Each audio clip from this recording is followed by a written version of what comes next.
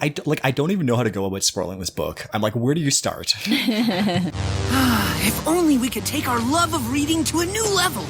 Well, I've always wanted to start a book club. Book club! For masochists and other deviants. Hello and welcome to the Book Club for Masochists, where we read and discuss all the genres and types of literature, regardless of our actual interest in them. Every month, we read books from a new, randomly picked genre. Then on the podcast, we discuss our reading choices, experiences, opinions, appeal factors, and other related topics as friends and library workers. In this episode number 134, we are discussing. Hopefully we've already read, and we are now discussing Piranesi by Susanna Clarke, which was the winner of our Battle of the Books? Is that what we call it? Battle of the Books. Yeah. So this is your fault, listeners. Yes. You chose this, most of you. Some of you. Some of you. If you didn't vote, it's your fault. It was only by one vote, so. Yeah, it was close. My name is RJ. I'm a librarian in Vancouver, BC, which is located on the traditional, ancestral, and unceded land of the Musqueam, Squamish, and Tsleil-Waututh and Stolo people. My name is Anna. I'm a librarian in Las Vegas, Nevada, USA. My name is Matthew. I'm also a librarian currently in Las Vegas, Nevada, USA. And Las Vegas is located on the traditional homelands of the Nuuvi Southern Paiute people, including the Las Vegas Paiute tribe and the Moapa Band of Paiutes. My name is Megan. I'm an archivist in the National Capital Region of Canada, which is the unceded traditional territory of the Algonquin Anishinaabe. And for more information on our land acknowledgements, you can go to our website at bookclub4m.com. Before we dive into Piranesi itself, our discussion about that, our announcements. Number one, we have made another retrospective book list of books by people of color, by authors of color, in a specific genre that we covered in the early days of the podcast before we made these book lists.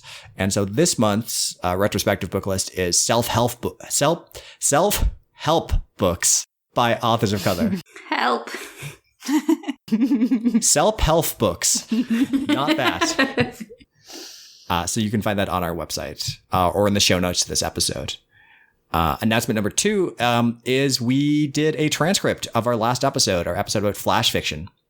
So if you go to our website or the show notes for the previous episode, you should be able to find a link to a Google Doc that contains a full transcript of the episode.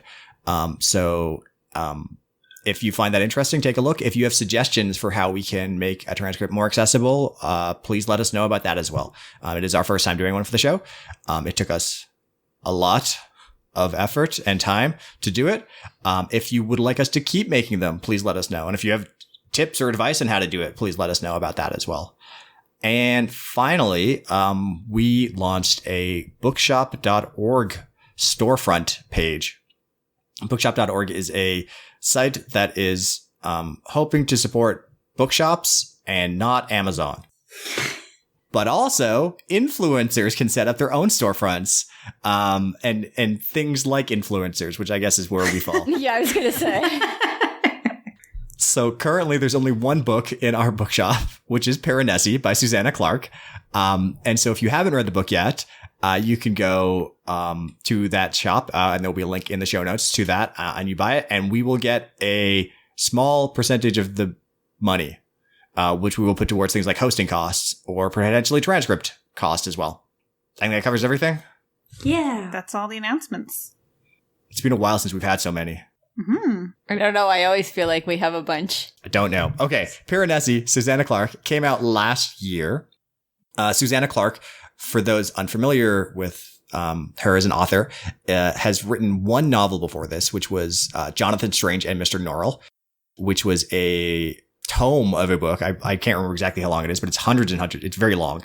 About magic coming back to the world and various magicians in, is it 18th or 19th century England? I did not read it. Nobody can remember. It's kind of a pastiche of books from that time period, but also I think there's a lot of like kind of academic-y references in it. But it's very good. I really enjoyed it. And there was a TV show made out of it as well that I've heard some good things about. And I've remembered the fourth announcement. There is a fourth announcement. announcement number 4 is I was on another podcast this past week. Nice.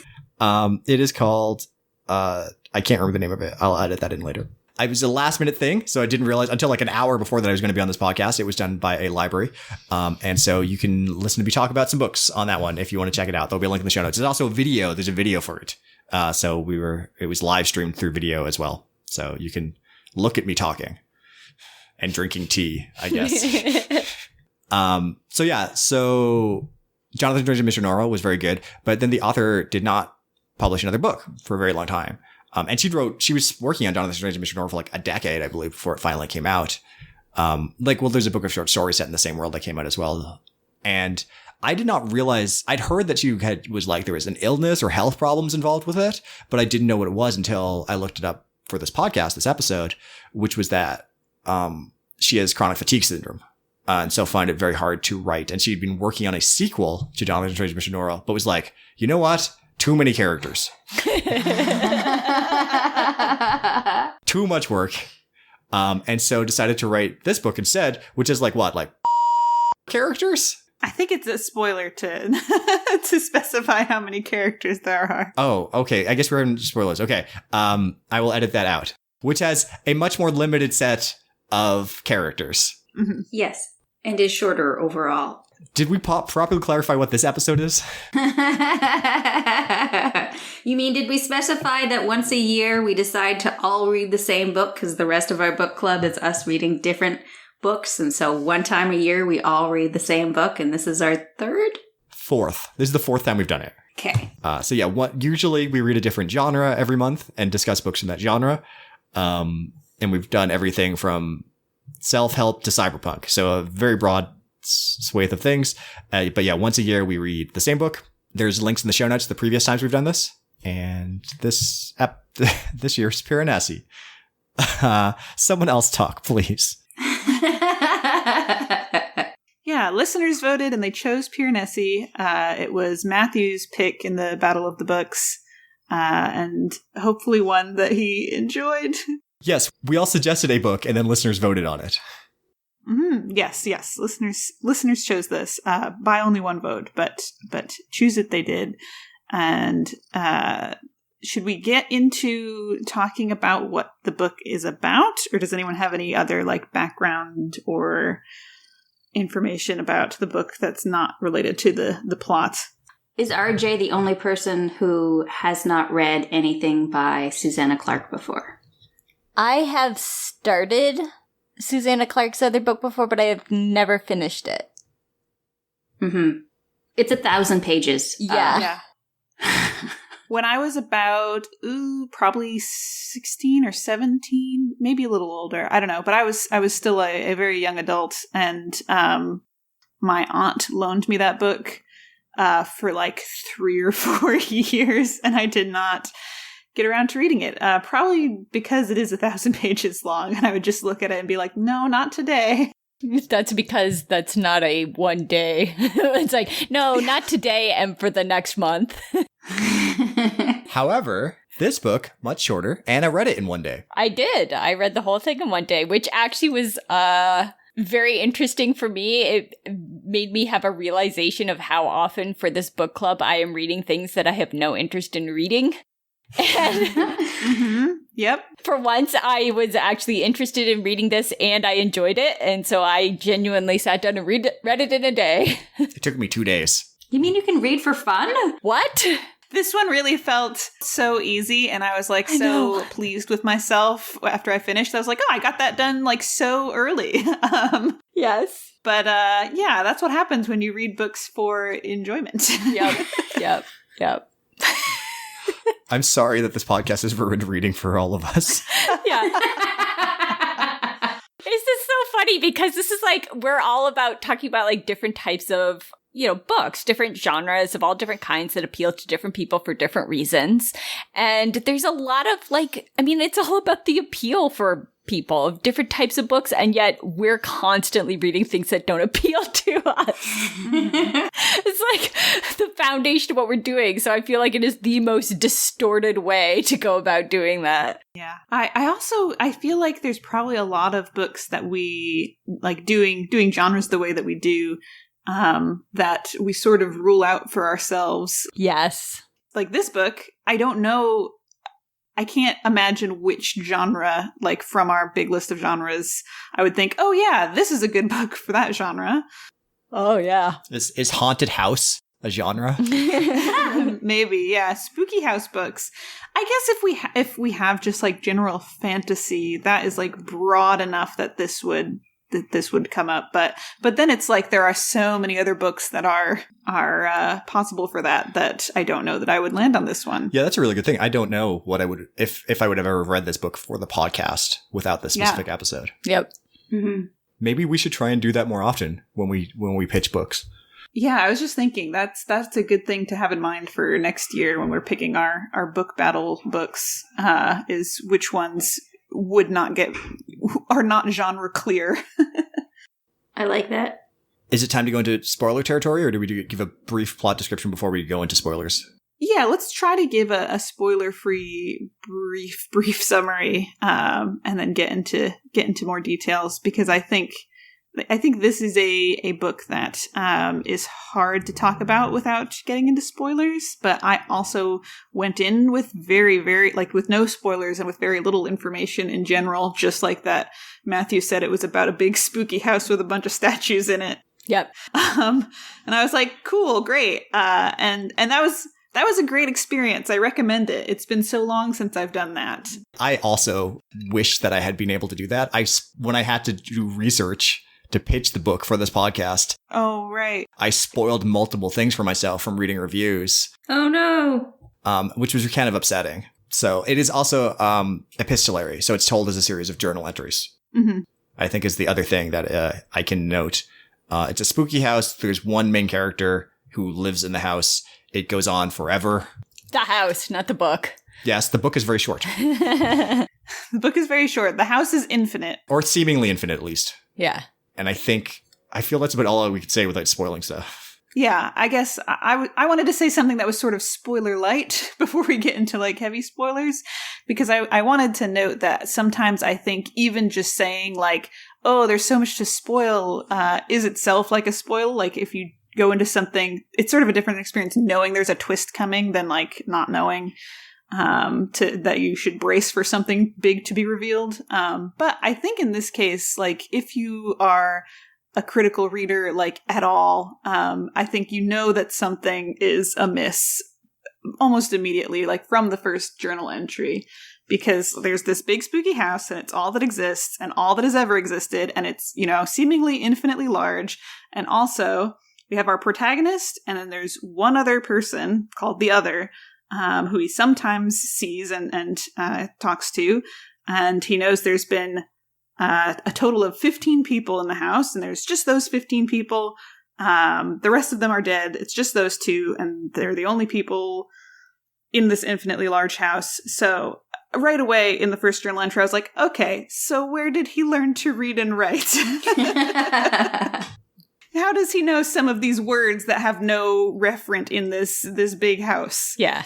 I was actually going to say we could describe small bits about the house itself that are spoiler-free. True. Because I think the house is such an important character, and you can say things like the house has statues all through it, that the character relates a lot about, and it's made up of just like giant halls that are filled with statues, and then like what he calls vestibules. Boy, that's a hard word to say. It's not exactly a house like you would live in. It's like a stately manor or something in England. It's like a museum. Yeah, it's not even like that, because it's not really set up as like it's not set up clearly for human habitation to a degree. Like it's if you've gone to some of these places though, and you just walk from room to room, which has like, what are the things on the top of the walls and ceilings where they connect to each other? Stalactites? Stalagmites? No. What that's are in you? caves. What are you? Architecture things, in fancy Columns? No, not columns. The bits were like the. Wow. where like the wall connects to the roof and there's fancy looking stuff. Cornices? Oh God. What are those called? Oh boy. I know what you mean. I know what you're talking about now. I don't know what those are called. Moldings? Moldings. Okay, but the house is like not in human scope. Like it's not Scale. Yes, thank you. It's not in the proper scale for like humans walking around in it. And the bottom floors are flooded and the upper floors are kind of in clouds. And then there's a middle floor with that sometimes gets flooded by tides, but otherwise is like sort of dry and habitable. Has anyone read The Starless Sea by Erin Morgenstern? No. Okay, this isn't a helpful analogy, but part of the book centers around a... Spoiler warning. Avertissement de spoiler. Advertencia de spoiler. Part of the book centers around also a portal world. Oh shit, that's a spoiler. Anyway. I think we're into the spoiler territory. Yeah, cornices. It's decorative molding. Yes. There we go. Molding. Okay. Okay. So, portal world to a space that has lots of levels and areas, and it's kind of like a normal house has boundaries. This house does not have boundaries in the same sort of way. Like, I don't think Piranesi ever reaches a boundary, really. Mm-hmm. Yeah, other than where things have like collapsed and stuff, but that's not because like the house is bounded. It's more just because like it's falling apart in places. Now, I would say that. Okay, are we definitely going into deeper spoilers now? Okay. Let's I think we should probably edit in like some kind of spoiler siren before what Megan said, and now it's spoiler town. Okay. Yep. RJ, you will regret suggesting a siren, but I knew what I was doing. Come on. I think we cannot say if there are boundaries because the main character, the Piranesi character, however, I don't remember I don't think they have a name for themselves, doesn't try to find them. But they explore continuously. They explore, but they always come back to where they start. I think one of the things that they talk about in the book is that they've only gone at most 960 rooms in one direction. Hmm. There's windows, and they've never tried to go out a window as far as I can tell.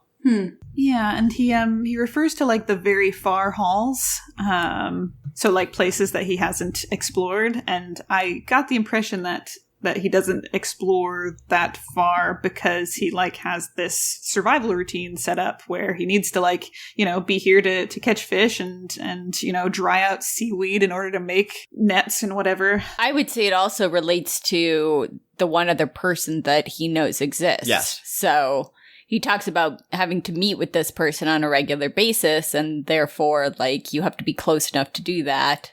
And also, I just think that, like, as you're reading, I think a big part of the point and the meaning of this story is about the need for that connection and the need to find other people within this space. And the people that he does know about, the skeletons, the dead people, he feels like he has to look after them. And so he's not going, he doesn't want to leave them alone, I think, is something that ties into that as well. Because I think we've all had the fantasy of, like, you know, the building that goes on forever, and we just imagine we would keep walking and walking and walking through it and going farther and farther and farther in whatever direction we chose to go in. But that is not how this person treats this space. No. And it's not really explained why. Like, explicitly, the character never says why they don't go further. I think they seem to be a person who has survived based on routines to a large extent. Yes. Yeah. Like, it's an epistolary novel. He's writing diary entries, and it keeps him kind of on track, as much as the other complains that, you know, he doesn't necessarily show up on time. And by on time, you mean forgets what day of the week it is? Right? Like, he can't even remember who he is, never mind how much time has passed, so. Yes, so that's, so we're into spoiler territory now, but I think we should maybe give more sort of structured details of the plot before we discuss further. So So there is our protagonist who is called Piranesi, but that's not a name that necessarily he claims for himself. And I was trying to remember if in the end he gives himself a name, but he's a beloved child of the house. I think that might be what he calls himself. Mm-hmm. That's how he describes himself. And as far as he knows, he's always lived in this house. And it's just him and this one other person who he calls the other. And the other, has little tasks for him, and they do, research together, to try to, discover the secrets of the house. And then at one point, the other, tells Piranesi that a new person may be arriving soon, a 16th person who they call 16 for most of the book. And with the threat of this new person, arriving, some of these, the mysteries, not of the house, but of who Piranesi is and how he and the other got here, start to come into focus. And I think the author is dropping hints pretty early that our protagonist doesn't remember that as far as he's concerned, he's always lived here because he doesn't remember his life much further back than a couple of years, and is dropping hints also that this might not be a purely fantasy world, that there might be some connection to our the real world. I remember there was a part where Piranesi is cleaning up crisp bags. And he knows what crisp bags are and that they used to have crisps in them and what crisps are. And he laments that one of the other 13 people who are dead must have eaten all of these and was not very tidy. But does not make the connection that there's no crisp factory in the house. Where did these crisp bags come from? That we know of. Right, yeah. Well, but even well before that, in one of the very first couple of chapters or sections in here, he lists all of his journals. Mm-hmm. And the earliest journals are labeled with our structure of years of 2012, 2011 or something like that. And then the later journals are all with his made up fantastical structures of years that relate to events that happened within that year. So, I mean, even from there, that's really early on. So you're not kept in suspense that there is clearly a connection to our world. Mm-hmm. Somehow. It's just not clear where that connection precisely is coming from. Yeah. And what this world is, it's kind of I don't know if it's a pocket dimension, but it's another dimension where I think they said the ideas that leak out of our world end up. Mm-hmm. And that some people can go back and forth between these two worlds. And so the main character is originally from Earth, has ended up in this other dimension, has lost their memory. But that's a pretty late reveal. About why it is. Yes. But we're in spoiler territory, yes. so. Yes. I feel like this is so well done because sometimes when I'm reading, I feel when I'm reading something that has some sort of mystery, and I have a lot more information than the protagonist does, and they're not figuring it out, that can feel very frustrating to me as a reader, but I didn't feel that at all at this one. Yeah. The reader has so much more information than the protagonist does very soon, but because it's related to memory loss, there's not that feeling of gosh, just get it together. And also, even with all the information the reader has, there's still all of these questions about okay, but how did they get here? And, obviously it becomes clear at a certain point that the other, just has sleeping bags and, shoes, electronics, and and a cell phone. Yeah, even just the description of his clothes each time and how immaculate and how they change each time they meet. And I'm yeah, excuse me. It's clear that he's moving back and forth, and it's okay, who is he and why is he doing this? And did he find Piranesi? What happened? Yeah. All of that is still, there's still enough tension and mystery there that I didn't feel frustrated. And I think also it helps that the protagonist is just so good-hearted, and sweet, and so amenable and so optimistic and happy about everything. Yes, just such a like positive outlook in a truly, from the outside, like a truly dire and awful situation that he's in. But since he like doesn't remember doing anything else, is just so kind and patient and full of wonder, and is just, so delightful to spend time with and see things through that perspective, even when you're kind of, very worried for this protagonist that like clearly something's going on and he doesn't know what it is. Yeah. Matthew, do you want to bring up like how you described this book to me? Because Matthew finished it since we have one copy, so we each had to take turns reading it. So he read it first. And so how did you describe it? Like a horror story? Yeah. Oh, interesting. Yeah, and so then I read it, and I was like, wow, I would totally not have described it as a horror, but I think that's so fascinating how we experienced it the same in different ways at the same time. Like the idea of being trapped and losing my sense of self is what made this a horror story to me. Mm. And I can definitely understand how people wouldn't feel that way, but like there were just elements of that, and it was like there was a lot of suspense, like what is going to happen next? Who is the other? What is the like position of power that he has over our protagonist? Are bad things going to happen to our protagonist? Mm-hmm. So a sense of dread kind of filled me through a lot of it. And then at the end, even, I had the sense of dread of like, oh, is he going to leave? Is he going to come back to Earth or not? Mm-hmm. Yeah. And I was afraid he was going to stay in this other world because he didn't know that there was anything else out there, and he didn't know what there could be. So that also like created a sense of dread in me. Honestly, I just think I'm just an anxious person. No, I think that makes sense. Yeah, I ended up recommending this book to a friend right after I finished reading it. Like I texted a friend, I was like, hey, you would like this. And he ended up reading it because it's a fast read. So there's been enough time between when I finished it a few weeks ago and now that he read it. And he did like it, but yeah, he like looked into it and he's like, is it really dark? Like it looks like it could be. And I was like, well, it's I guess it's a little tense. Yeah, it's I don't remember how exactly I described it. Maybe a little I definitely said tense, and I definitely said, let me look.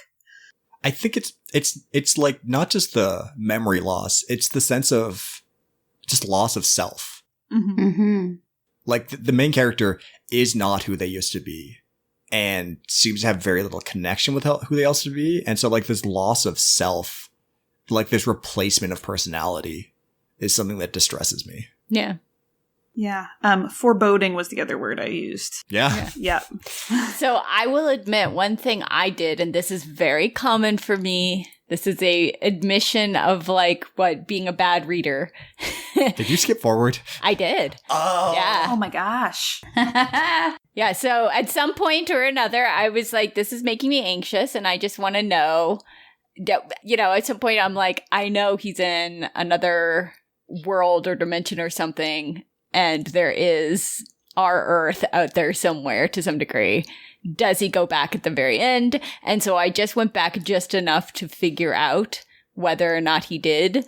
I couldn't figure out how or what was going on or who he was talking to or what anything was going on at that point. But I'm like, yeah, okay. So he does to some degree. I can't tell if it's like a good thing or a bad thing or what's going on. But he does, and he's still there. He hasn't, like, died or been destroyed or something like that. Like, nothing terrible has happened to him. He doesn't sound... Nothing else terrible. Yes. So I was like, okay, that's fine. That's all I needed. And then I think for me, that took a lot of, like, that base level tension out of it. And then I just enjoyed reading it. I just thought it was a great, fun, and interesting read. And I didn't have this like tension hanging over me all the time, which for me is what keeps me from reading things. Mm-hmm. Like I don't like to read things where I feel tense all the time, because like I don't read to feel tense. I read to relax. Uh-huh. Oh, it's like my playlist of music that makes me feel stressed. Yes. I'm stressed and anxious. And I'm like, I don't want like listening to this music, but I find it fascinating that it exists. Yeah.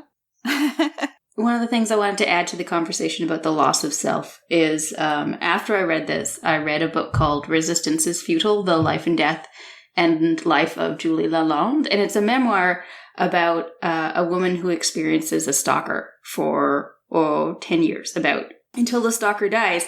And there's this experience of the person who I was while I was being stalked is no longer. I no longer have to be that person. And so they're sort of, acknowledging the death of a person that she was before. And it's not quite the same as this person who has experienced a loss of self that is much more, forced. He had no choice about losing his memory of who he was before he came into the house. But just that acknowledgement of how much a trauma can change a person. Yeah. For me, I definitely hit a point where things were starting to be revealed about like the protagonist's history, and realized that I didn't know what I wanted for him. Mm-hmm. Where I was like, do I want him to like get all of his memories back? Will that be like too traumatic to handle? Because like at certain points he like does remember a few things and he finds it overwhelming, like, to go from thinking there are two people alive in the world to like having these vague memories of like being in London and like being surrounded by people are just so overwhelming to him that I was like, God, maybe that will at this point be worse than not remembering. And yeah, like, is he going to stay? Is he going to go back to the other world? Is he going to get a chance to go back to the other world? What's going to happen? I don't actually know what I want. And for me, the thing that really resolved that tension was when we met the character that's referred to as 16, whose name is actually Raphael, and she is a detective, I think. Mm-hmm. She's in some level of law enforcement, but she has been looking into this missing person, who was Matthew Rose Sorensen. Was that the name? Mm-hmm. And finds a way into the house dimension, trying to find him. And she, like, her presence for me really brought like a sense of I don't know, peace to Piranesi's character, because she arrives and instead of being like, I'm from, where you're really from, and this is your real name, and here's, all of this information about your old life. She is just so like fully respectful of his autonomy, mm-hmm. and like whoever he is now in this moment and his way of seeing the world. And that's really how you knew it was a fantasy novel, because like the police are not like that in real life. She's a really nice cop. Yeah. Yeah, but just the fact that like this character is introduced to the narrative who is so like affirming and accepting, in contrast to like the abuse that the protagonist had gone through, it hit me really hard, and made me really feel like that was a more realistic, for as much as anything in this book can be realistic, but in terms of like how to navigate through trauma, mm-hmm. was just such a more meaningful resolution to me than if he got all of his memories back and fought his way back to the real world, to have this person just say like, yeah, I totally accept that you're a beloved child of this house, and whatever you want to do, I want to help you do that. Mm-hmm. And really put it back in his hands after, years of those choices being taken away from him, spoiler, by the other who had brought him here and kept him here, and was using him. I don't even know how to go about spoiling this book. I'm like, where do you start? I will say that like one thing I really appreciated about this book was the way that it dealt with the trauma of what he's been through. Made it, to me, it was both it was a bigger acknowledgement of trauma than we almost ever get in our lives. We tend to take what are obviously huge traumas, I mean, really genuinely obvious traumas in our lives and just kind of sweep them under. Like, we survived these, you know, like we don't even acknowledge the huge traumas, nonetheless ones that are like more subtle, like the last year and a half of our existence. Right. So to me, what was interesting about this was that the way that the trauma was dealt with made it more apparent that, yes, this is an incredible trauma. But I think very few books would have actually presented in such a way that you would actually have been able to truly, like, digest the fact that that was a trauma and how much that would mean to that person. The way that it deals with it at the end, where they don't accept either of their previous identities, essentially. Neither their identity as Matthew Rose Sorensen from before they ended up in the labyrinth world, nor the person that they start referring to as Piranesi, who lived within that labyrinth world, are fully who they are at the end of this trauma, at the end of this event. They are someone else that contains both of those, but is also someone else beyond that. And I think that that is just such a powerful way of helping us to experience and understand these kinds of traumas. I really appreciated that about this book. Like, I just don't think there are many books out there that can make things that are not obvious traumas, like someone died or someone was raped or someone, like, they have to, like, so much of our media goes straight to, like, have the woman be raped. That's an obvious trauma, right? Yeah. Duh, they were raped, they were traumatized. Okay, now we can move forward and just have new events happen, as if, like, there is no fallout from that besides stating it was a trauma. Or they never recover. Yeah. And I think even when trauma is depicted in like the sense they're talking about, where it's like a trauma of violence, of like a physical trauma, we don't get a lot of media that deals, not that there's like zero, but I think it is infrequent to see like a really like thorough and sensitive depiction of like the like mental and emotional elements of that. Yes. The interiority of the trauma. Yeah. We see the exteriority of trauma, but we don't tend to see the interiority of it. Yeah, and for this one, for me, this is like very obviously about an abusive relationship, but it is, you know, not one that involves physical violence. It involves like deception and gaslighting and and, you know, isolation and removal of autonomy. And seeing the character like reckon with that and get those things back, even if he's like not the same person that he was before, is still so, you know, is still such a I shouldn't say still, is so meaningful to see, you know, a character go through something like that in, you know, this sort of sci-fi fantasy novel. It was not something I was necessarily expecting.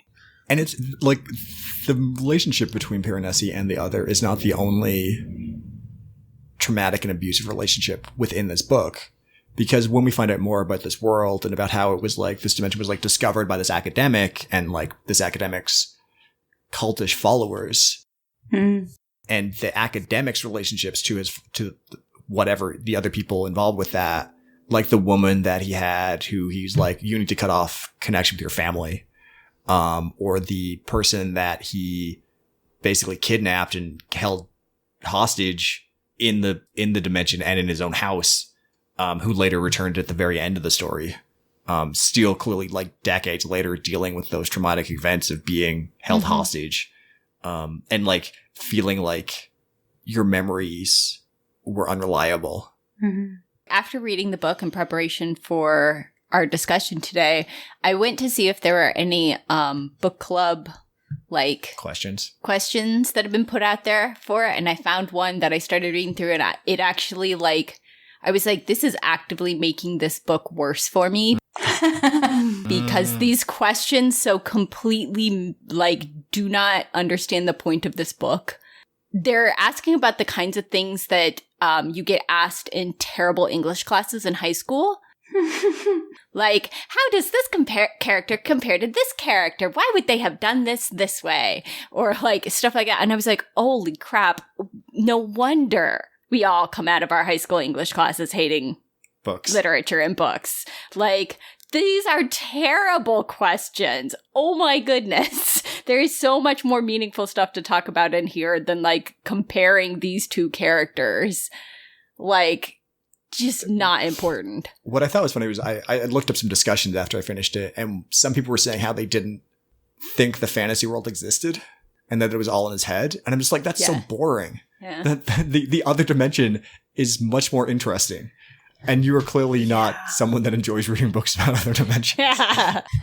That to me totally sounds like, I feel like, you know, sort of internet forum culture of being like, oh, what if, you know, cartoon from our childhood was actually all in one character's nightmare or something, where it's like, that feels very clever, but actually you're allowed to just buy into a world where like these cartoon things exist, or, you know, in this case, like just, you know, enjoy a fantasy world. You don't have to create a realistic structure around it. Like, you know, I just don't get that impulse to sort of reduce stories down to like, but what if actually mental illness? Yeah.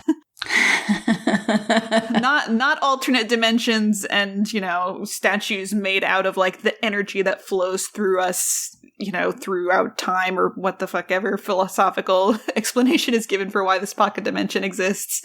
What if actually nightmare? Yeah. I mean, I think that is actually also very much related to my sense of like, these are terrible questions, because it reduces it down to these super simplistic readings. Because I think we get trained to be like, how do we solve, instead of how do we just exist with and use and play with these ideas and allow them to be within their own space and frame without being like, must solve for the correct answer. Right. Like, we don't need a correct answer, and we don't need a comparison answer. We just need to let this thing exist within us and within its own frame of reference and play with those ideas. However, speaking of that, let's now move on to problems and solutions that we had for this book. What? Do you have some? I had I love this book, but I have one major problem with it. And that it is said that this world, this dimension, and like these are the descriptions that the characters are giving for a dimension that they cannot explain. That it is made up, and it is the ideas that have slipped out of our reality and created their own dimension, basically. And it has done this by being a weird, spooky house filled with statues of stuff. And they're statues of like gorillas and people, and mostly like minotaurs, kings, fawns, women with beehives. And it seemed like the statuary, like in my mind, was very like classical, like European style statuary. And the rooms seemed very in that sense as well. And my frustration was that I'm like, okay, where are the ideas that are not from Europe? And like, this world is really interesting and clear, but I'm like, clearly there are multiple entrances to this world, right? Like there's not just this one way in, and there are ideas from other parts of the world that have slipped out as well. And I'm like, I just wanted something to acknowledge that somehow. Maybe the entrance that the first occultist academic dude found was just because it's from his own, like he was thinking about his childhood, right? Or something like that. So it's come out of his own expectations for how a conduit to all the ideas of the world would look like. And if someone else did something similar, maybe they would show up at a different portion of the house and it would look completely different. But we know that the Piranesi character is mixed race. And you can say that like, oh, they were guided to this entrance by someone else, but still. Yeah. All I wanted was a line that said, as I went 960 rooms away, the architecture and the statues seemed to subtly change in design, implying that this world changed based on whatever. That it contained references to ideas and thought that didn't come out of the Western tradition. Yes. I will say I am really bad at imagining physical spaces, which I just gave up at a certain point in this book. So I guess this didn't strike me as much because I was like, there are rooms, there's vestibules, there's staircases. I don't know what they look like. That's fine. But the statues, I guess I didn't think about like, I was assuming they were done in a very sort of realistic, sort of marble classical style, which is not the style of statues throughout time and all over the world. So it would make sense for there to be more variety. But I guess I also don't know. Yeah, I think I'd be interested to know what Susanna Clark. I've got her name right. Yeah. Yeah. Yes, what Susanna Clark thinks of that if she is like, oh, I should have, made it more explicit that, these statues are in different styles, or, I should have, or if she was like, that's a good idea, I didn't think of that. Or if she's like, actually, this is the Eurocentric dimension pocket, and there's a separate, Oceania. And honestly, that would be really interesting too. Like, this is the dimension that is originally found and accessed by academics. But the problem with that is that there's the child skeleton. And the child ended up there, I imagine, by just like playing and finding it themselves at some point in the past and ended up lost there and alone and scared and died. Mm. But it is like possible that an academic-y person found them and left them there. But I don't know. That's sad. It was a bummer. But so that was my one issue with it. Sorry, I just had a thought that I did not have while reading. Is it possible that the child was born in that world?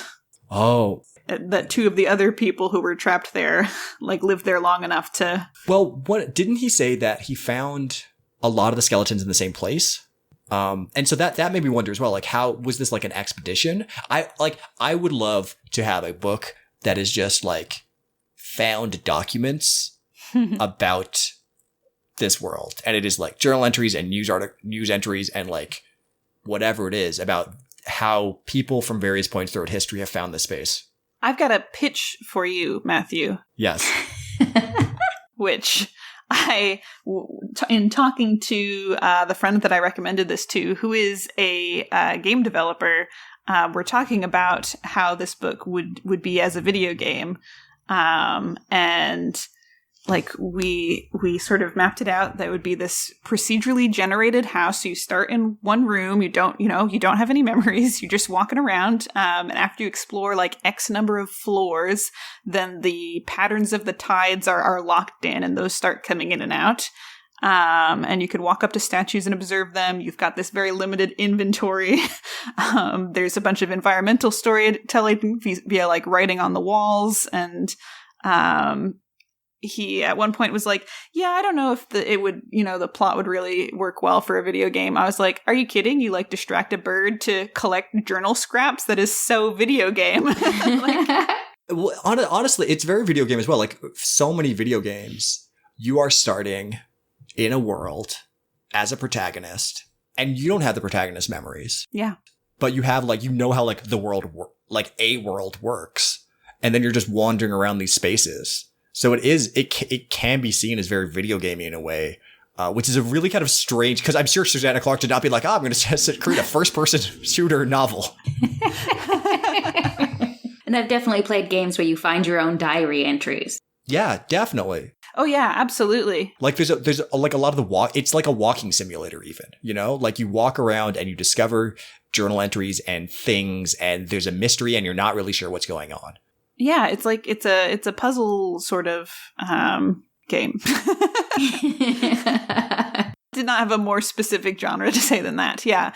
But yeah, I mean, one of the things that I kind of liked about it, I read it more as a mystery than as a horror story, which can still have, some scary elements.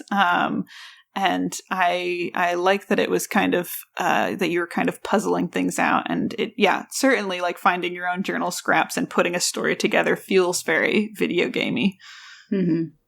While we're talking of other media, and whether this is a horror story or not, I want to mention two other pieces of fiction that this book made me think of. And the first is an SCP story that I shared with all of you. SCP being the horror website world, secure, contain, protect, about spooky stuff, items that do not obey our laws of physics and are creepy in some way. And it's the one in question is about an IKEA that goes on forever. And I sent this link to all of you, and I don't know if any of you actually read it. I did.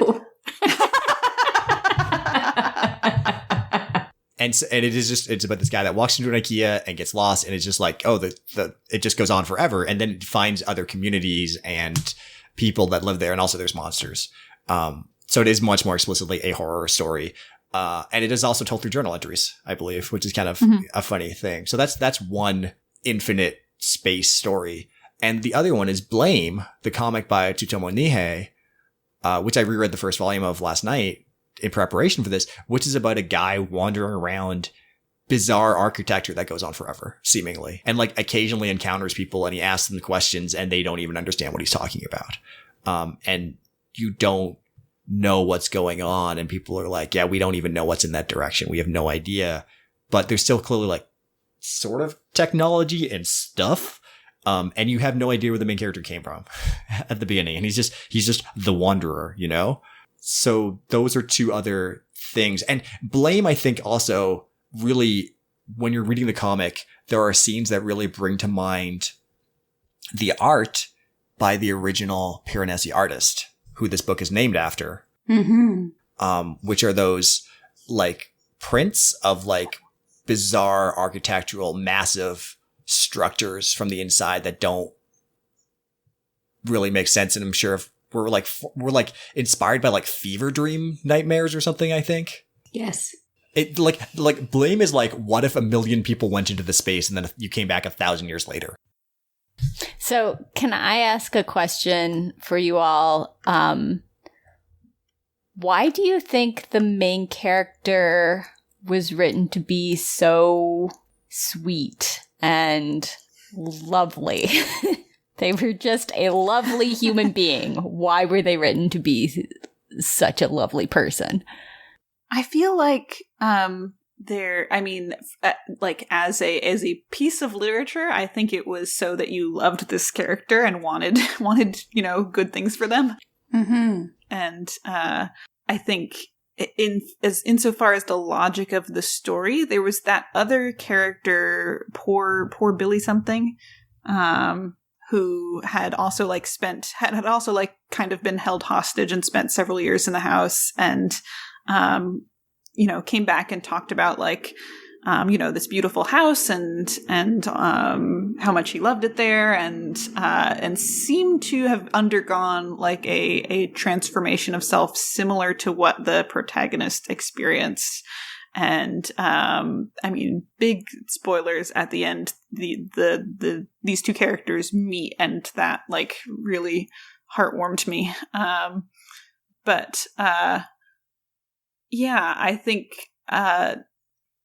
not necessarily the experience of like losing your memory that makes you undergo this transformation, but I think within the logic of the book, it is perhaps something about the house that like when the protagonist says many times that the house is gosh, what is the line? What is the last line of the book?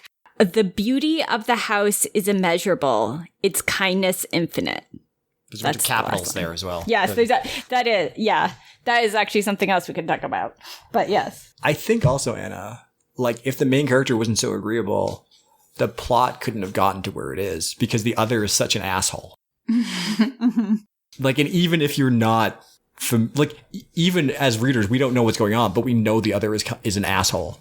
And so like we couldn't have the conflict develop as it does if the main character wasn't so optimistic and agreeable and positive. I mean, does it say something about optimism that we have to forget to a certain extent what has come before in order to support it? I think it's more like that you have to forget to survive. You have to forget what else existed to have an existence like that. I don't know. That's how I interpreted it.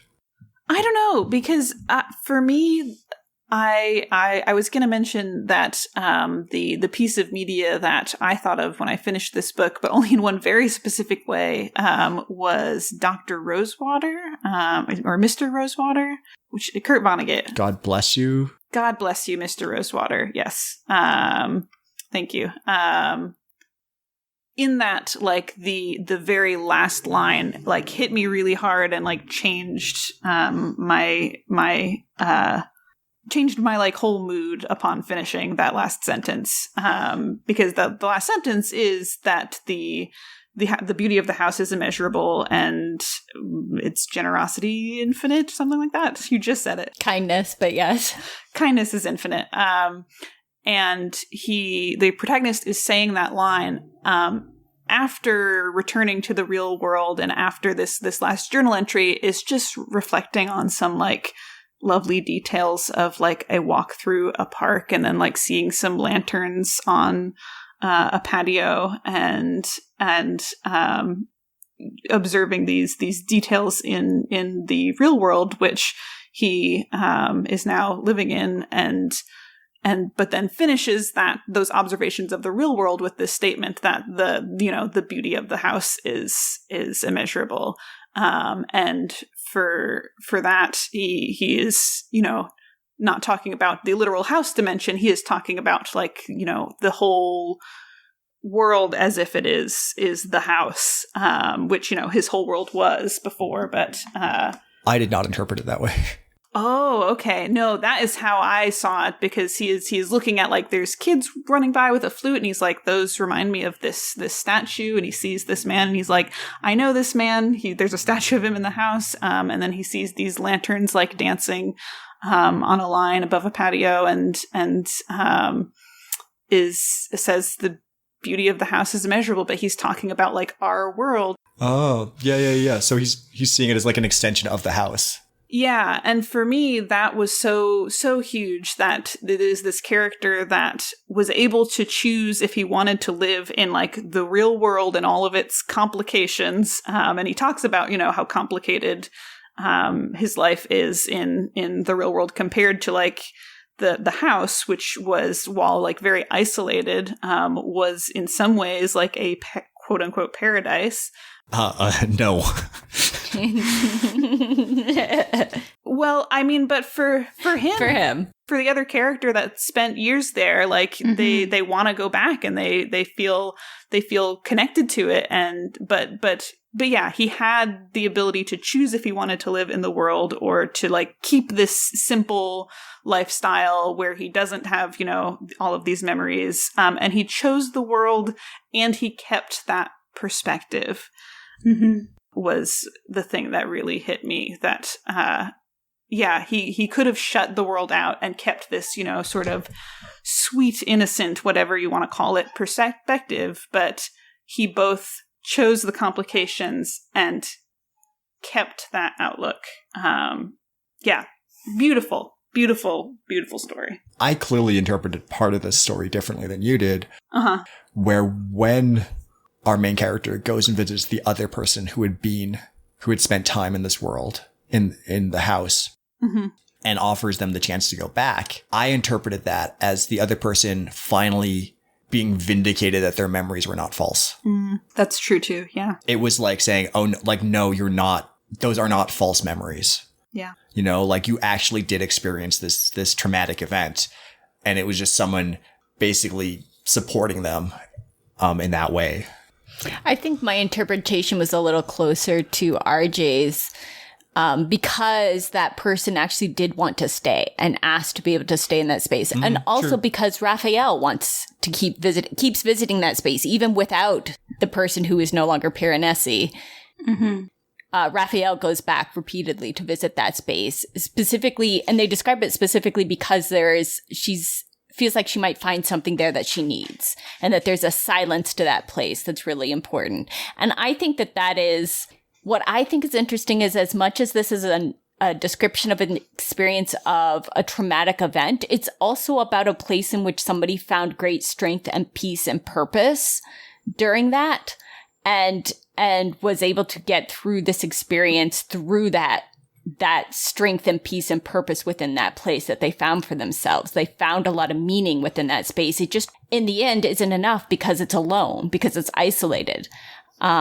Whereas the other person, I guess, was like so traumatized that they are willing to be alone within that space and want to be alone. They were unable to make that space into a survivable space for themselves. Like they weren't able to feed themselves and survive within that space. They had to have food delivered to them and things like that. The person who was Piranesi could go back to that space and continue to survive and feed themselves and do things in there, but they're choosing not to because they're choosing to re-engage with the wider world. Maybe it's just like the fact that the idea of living in the house is so horrifying to me. To you, yeah. Yeah. I'm like, I don't want to survive on a diet of fish I catch and seaweed. Yeah. Please, like, anything but this. I mean, aside from the fish and the seaweed, it did. One of the things I started thinking about was maybe this was a more positive version of a rest cure. Like it gives people space to think, and like that silence and the noise of the tides. Yeah, that kind of like water cure. There's so much moral awfulness from a lot of the other characters that access the space.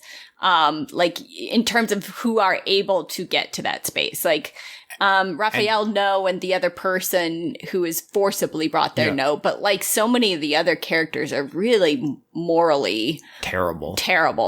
Bankrupt. Their reasons for wanting to use the house and access the house are also terrible. Yeah. So I think that there is something there about like, I don't know. I feel like that there is some sort of thing about their relationship to that space in terms of their moral perspective on it that can make it a positive or a negative, a hopeful or a not so hopeful, a strength point or a point of breaking and insanity that some of them clearly went through.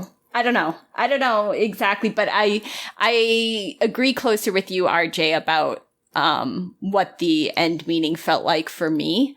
And it feels both really sad and really powerful and really wonderful, like all at the same time, because it feels a little bit like it's almost like the loss of innocence for that character that was in a lot of ways so innocent for so much of this, but it also feels like such a point of growth for this person too. And it's really interesting to think of this person as being sort of reborn because they had a whole life prior to all of this, but that whole life is gone. That identity is gone.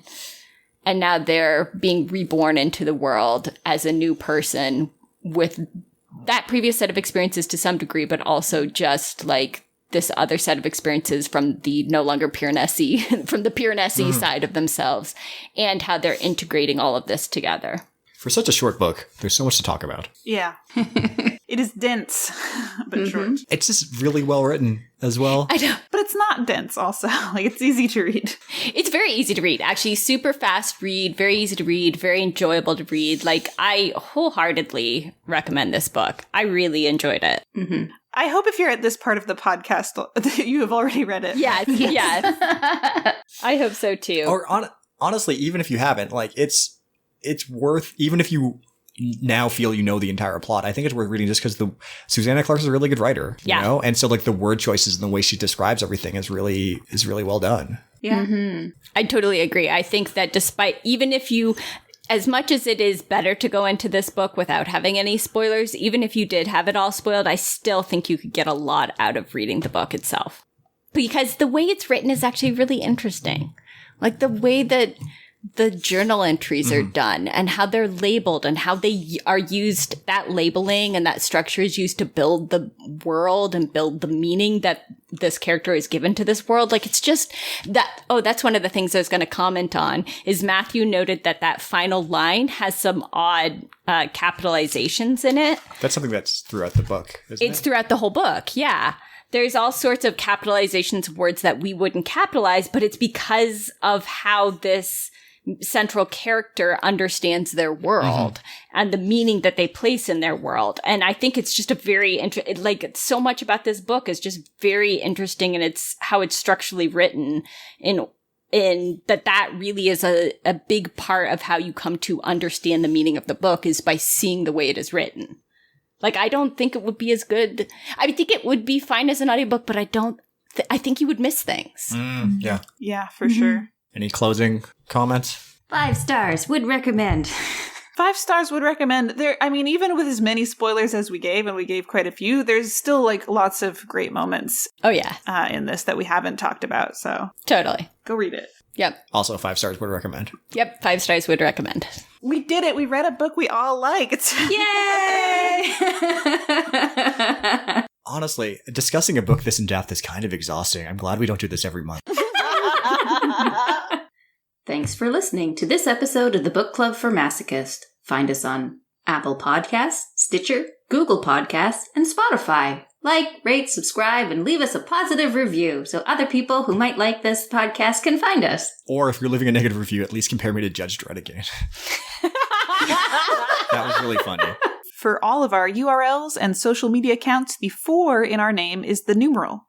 You can go to our website at bookclub4m.com, join our Facebook group at facebook.com/groups/bookclub4m, and find us on Twitter and on Instagram at bookclub4m. Our email address is bookclub4m@gmail.com. On our website, you will find show notes that will provide links to things we mentioned, social media info for everyone who appeared on this episode, and our genre-based book list of titles by authors of color, and also a link to our bookshop.org page shop thing, where you can buy Piranesi. You can suggest a genre or title for us to read or request a recommendation from us. We have a form that you can fill out on our website. No promises on reading your suggestions, but we will give you a recommendation if you ask for one. All opinions are our own and do not reflect our places of employment, if they exist. Our theme music is To Arrakis by Dark Sun from the Free Music Archive. New episodes are the first and third Tuesday of every month. Join us again on Tuesday, October 5th, when we'll be discussing the genre of erotica. Then on Tuesday, October 19th, I think we're playing a game, yes? We're probably playing a game. A spooky game. A spooky game.